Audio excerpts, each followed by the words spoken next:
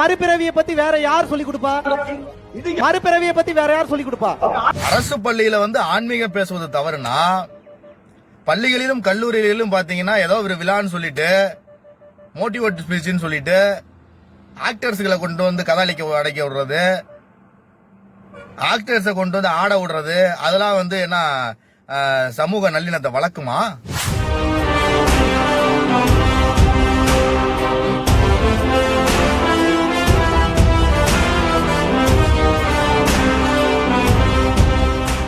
தமிழக மக்களுக்கு வணக்கம். அரசு பள்ளியில் ஆன்மீகம் பேசலாமா? நேற்றிலிருந்து சமூக வலைதளமும் சரி, தொலைக்காட்சி செய்திகளிலும் சரி, செய்தித்தாள்களிலும் மிகப்பெரிய அளவுல மகாவிஷ்ணு என்ற இளைஞர் மீது, ஒரு ஆன்மீக சொற்பொழிவாளர் மீது கட்டுக்கடங்காத வகையில வன்முறையா பேசுறது, ஒரு பள்ளி கல்வித்துறை அமைச்சரே பாத்தீங்கன்னா உன்னை சும்மா விட மாட்டேன் அப்படியான்னு சொல்லி மிரட்டும் தோணியில பேசியிருக்காரு. இதுக்கு ஒரு சில அல்லக்கைகள் கூப்பாடு போட்டுட்டு இருக்கு, அரசு பள்ளியில போய் ஆன்மீகம் பேசலாமா அப்படின்னு. சில பதறுகளுக்கு, தற்குறிகளுக்கு நான் சொல்லிக் கொள்வது என்னவென்றால், திருவள்ளுவரோட முதல் குறள், அகர முதல எழுத்தெல்லாம் ஆதி பகவன் முதற்றே உலகு அப்படிங்கறது ஆன்மீக குறள் தானே. நம்ம திருக்குறளை பாடநூல்ல இருந்து எடுத்துருவீங்களா? அரசு பள்ளியில ஆன்மீக பேசுவது தவறுனா, பள்ளிகளிலும் கல்லூரிகளிலும் பாத்தீங்கன்னா ஏதோ ஒரு விழான்னு சொல்லிட்டு மோட்டிவேட் ஸ்பீச்னு சொல்லிட்டு ஆக்டர்ஸ்களை கொண்டு கதாலிக்க அடைக்க விடுறது, ஆக்டர்ஸை கொண்டு ஆட விடுறது, அதெல்லாம் என்ன சமூக நல்லிணத்தை வளர்க்குமா? அப்பெல்லாம் உங்களுக்கு என்ன தெரியலையா? சரி, ஒரு சார்ந்து இருக்கக்கூடாது அப்படின்னா, இந்து மத எதிர்ப்பாளரான, இந்து மதத்திற்கு பல தீங்கு செய்ய நினைத்த, இந்து மதத்தை தரக்குறைவா விமர்சனம் செய்த ஈவே பெரியாரை பத்தி, ஈவே ராமசாமியாரை பத்தி நீங்க பாடத்துல வச்சிருக்கீங்களே, அது தவறு இல்லையா? இந்து மதத்தை தொடர்ந்து விமர்சனம் பண்ணக்கூடிய பிற மதத்தை சேர்ந்த திண்டுக்கல் லியோனி அவர்களை தமிழக பாடநூல் கழக தலைவராக வச்சிருக்கீங்களா, அது தவறு இல்லையா? நீங்க தமிழகத்துல எதை நீங்க கட்டமைக்க முயற்சி பண்றீங்கன்னு கேட்டீங்கன்னா, இந்து தர்மத்தை பத்தி குழந்தைங்களுக்கு போதிக்கவே கூடாது, இந்து தர்மத்தை பத்தி யாரும் பேசவே கூடாது, பேசுறதுக்கே பயப்படணும் அப்படிங்கிற முறையில இந்த நபரை இந்த ஆன்மீக பேச்சாளரை அச்சுறுத்துறீங்க. அவரு ஆன்மீக பேச்சாளருங்கிறது கடந்த சில ஆண்டுகளாகவே அனைவருக்கும் தெரியும். அப்புறம் எதுக்கு நீங்க அவரை கொண்டு மோட்டிவேட் ஸ்பீச் பண்ணுங்கன்னு சொல்லி பள்ளிக்கூடத்துக்கு கூப்பிட்டீங்க? இன்னைக்கு நான் உங்களுக்கு ஓப்பனா, அமைச்சர் அவர்களை பார்த்து நான் ஓப்பனா கேட்கிறேன், இன்னைக்கு இருக்க எந்த இலக்கியவாதிகளையாவது இன்று நீங்க தூக்கி பிடிக்கிற இந்த புத்தக திருவிழா, அந்த திருவிழா, இந்த திருவிழா வைக்கிறீங்க, அங்க கொண்டு இலக்கியவாதிகள், பேச்சாளர்கள், முனைவர்கள் அப்படியா இப்படியான்னு கொண்டு பேச விடுறீங்களே, யாராவது ஒரு பேச்சாளராவது திராணி இருந்தா, தில் இருந்தா, ராமாயணத்தையும் மகாபாரத்தையும் மேற்கோள் காட்டாம ஒரு விழாவை பேசி முடிச்சிருவாங்களா?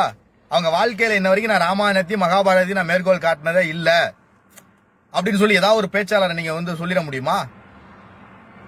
ஏன் உங்க முன்னாள் முதலமைச்சர் கருணாநிதி அவர்களே பல இடங்கள்ல பஞ்சபாண்டவர்களை பத்தியும் பல விஷயத்துல நன்மைக்காகவோ தீமைக்காகவோ பாசிட்டிவாவோ நெகட்டிவாவோ எடுத்தானே பேசியிருக்காரு. இந்த தமிழக கலாச்சாரங்கிறது இந்து தர்மத்தோட ஒன்று போன ஒரு விஷயம். இதை நீங்க பிரிக்க நினைக்கணும், மிரட்ட நினைக்கணும் அப்படின்னு நினைச்சீங்கன்னா அது கண்டிப்பா நடக்காது. நீங்க இப்படி பண்ண திரும்ப திரும்ப திரும்ப வலுவாதான் ஆயிட்டு இருக்கும். இது நீங்க சொல்ற மாதிரி கல் தோன்றி மண் தோன்றா காலத்தில் முன் தோன்றிய மூத்த மொழிங்கிற மாதிரி அந்த மொழி தொடங்குறதுக்கு முன்னே நம்ம ஆன்மீகம் தொடங்கினது. நீங்க இந்து தர்மத்தை அழிக்கணும்னு நினைச்சீங்கன்னா, அழிக்க நினைச்சவன் தான் அழிஞ்சு போவீங்க. நீங்க இப்படி பண்ண இன்னைக்கு அதிகமா தான் மக்கள்கிட்ட செல்வாக்கோட இந்து தர்மம் தலைத்து இருக்கும். நீங்க நல்லா நீங்க உற்று நோக்கினா தெரிஞ்சிருக்கும் உங்களுக்கு. ஒரு காலத்துல இந்த அளவுக்கு சிவன் பக்தர்கள், இந்த அளவுக்கு சிவன் மீத ஈடுபாடா யாராவது இருந்திருப்பாங்களான்னு தெரியாது, நிறைய பேர் இருந்திருக்கிறதுக்கு வாய்ப்பு இல்லை. ஆனா இன்னைக்கு பாத்தீங்கன்னா, இந்த எப்படி சொல்றது, இந்த வலைதள மந்தத்துக்கு அப்புறம் பாத்தீங்கன்னா திருவண்ணாமலையில லட்சக்கணக்கான பக்தர்கள் கூட்டம் அதிகமாயிட்டே இருக்கு. ஒவ்வொரு வீட்லயும் ஒவ்வொரு குழந்தைங்களுக்கும் நம்மளோட சிவனை பத்திய புரிதலும் சிவனை பத்திய தேடலும் அதிகமாயிட்டே இருக்கு. நீங்க தொடர்ந்து இப்படி இந்து மதத்துக்கு எதிராக இந்து மதத்துக்கு ஆதரவா பேசுறவங்களுக்கு எதிர்வினை ஆற்றுனீங்கன்னா அது இன்னும் வேறுண்டு தான் இருக்கும். அரசு பள்ளிக்கூடத்துல ஆன்மீகம் பேசக்கூடாது அப்படின்னா, அரசு உதவி பெறும் பள்ளி மதம் சார்ந்து பள்ளிக்கூடம் வச்சிருக்க, அதை தடுத்துருவீங்களா நீங்க? நான் எந்த மதம்னு சொல்ல வரல, இல்ல அந்த உதவி நிப்பாட்டிடுவீங்களா? ஏன் இந்து மதம் நான் மட்டும் உங்களுக்கு ஏன் எரியுது? ஏன் பதறீங்க? ஏன் பதட்டப்படுறீங்க? நீங்க மகாவிஷ்ணு அவர்களை ஒடுக்க நினைச்சீங்கன்னா நிச்சயமா பாரதிய ஜனதா கட்சி அவர் பின்னாடி நிக்கும் அப்படின்னு சொல்லி நீங்க தமிழக மூத்த தலைவர்களே சொல்லியிருக்காங்க. நிச்சயமா நீங்களா ஒரு மிகப்பெரிய பிரபலமா அவரை உருவாக்குறீங்கன்னு அர்த்தம். வாழ்த்துக்கள். அவர் இதை நிச்சயமா நேர்வழியில சந்திப்பாரு அப்படின்னு நான் நினைக்கிறேன். ஜெய்ஹிந்த். மீண்டும் ஆரம்பித்து விட்டார்கள் திராவிட கழகத்தினர். இத்தனை நாளாக முருகனுக்கு காவடி எடுத்து கலசம் எடுத்து பழனி முருகனுக்கு எத்தனையோ விஷயங்களை செய்து கருப்பர் கூட்டம் என்னும் ஒரு கூட்டம் நம் முருகப்பெருமானை எப்படி கேவலமாக இழிவாக நாம் பரம்பரையாக போற்றி பாதுகாத்து வணங்கி கொண்டிருந்த முருகப்பெருமானை எப்படி இழிவுபடுத்தினார்களோ அந்த கருப்பர் கூட்டத்தை அந்த திராவிட கழகத்தை சார்ந்தவர்கள் என்று தெரிந்த பிறகு மக்கள் மத்தியிலே அந்த வேலெடுத்து நமது பாரதிய ஜனதா கட்சியானது மிகப்பெரிய ஒரு எழுச்சியை ஏற்படுத்திய பிறகு அதை மறைப்பதற்காக பழனியிலே காவடி எடுத்து இன்று உலக முருகப்பெருமானுடைய மாநாடாக நடத்திவிட்டு அத்தனையும் செய்து மறைத்து விட்டனர். இன்று எதையோ மறைப்பதற்காக பரம்பொருள் அறக்கட்டளையினுடைய மகாவிஷ்ணு அவர்கள் மாணவர்களிடையே பேசிய ஒரு விஷயத்தை பெரிதாக்கி கொண்டிருக்கிறார்கள். அவர் பேசிய விஷயம் மிகவும் எளிமையானது.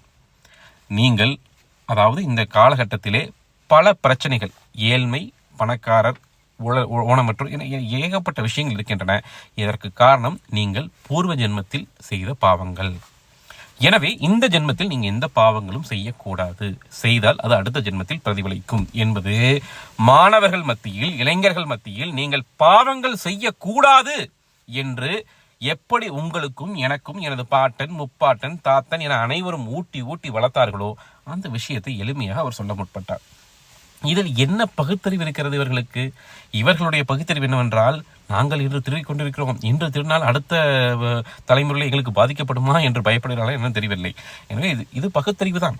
என்ன பகுத்தறிவு என்றால், நீங்கள் தவறு செய்யாதீர்கள், தவறு செய்தால் அடுத்த ஜென்மத்தில் நீங்கள் பாதிக்கப்படுகின்றது மாணவர்கள் மத்தியிலே ஒரு பயத்தை ஏற்படுத்தி நீங்கள் எந்த தவறும் செய்யக்கூடாது என்று அவர்களை தூண்டுகிறது. ஆனால் இதற்கு கருப்பர் கூட்டம் போன்று ஒரு சில மதத்தை, ஒரு சில பண்பாட்டை, ஒரு சில கலாச்சாரத்தை, நம்ம தமிழ் கலாச்சாரத்தை, நம்ம தமிழகத்தினுடைய கலாச்சாரத்தை அழித்து கொண்டிருக்கின்றவர்கள் இன்று விவாத படைகளில் பேசும் பொழுது என்ன பேசுவது என்று தெரியவில்லை. இவர்கள் எதையும் மறைப்பதற்காக சம்பந்தம் இல்லாமல் இந்த ஒரு பிரச்சனையை முன்னெடுத்து பெரிதாக்கி கொண்டிருக்கிறார்கள். நிச்சயமாக கருப்பர் கூட்டத்தினுடைய அந்த எழுச்சியை எப்படி அழித்து ஒழித்து முருகப்பெருமானுடைய வேலை எதிரிகளினுடைய கையாலே எடுக்க வைத்தார்களோ அதே போன்று மீண்டும் இவர்கள் எடுப்பார்கள். இத்தனை அமைதியாக இருந்தார்கள், இன்று இந்த விஷயத்தை கையில் எடுத்துள்ளார்கள் என்றால் வேறு ஏதோ ஒரு பெரிய விஷயத்தை மறைப்பதற்காக இதை எடுத்துள்ளார்கள் என்பதை உண்மையே தவிர என்னை பொறுத்தவரை அவருக்கும் எனக்கும் எந்த ஒரு சம்பந்தமும் கிடையாது. தனிப்பட்ட விஷயமாக சொல்கிறேன், அவர் பேசிய கருத்தில் இவ்வளவு பிரச்சனை செய்யக்கூடிய அளவுக்கு எந்த ஒரு கருத்துக்களும் இல்லை. இது திட்டமிட்டு. நன்றி.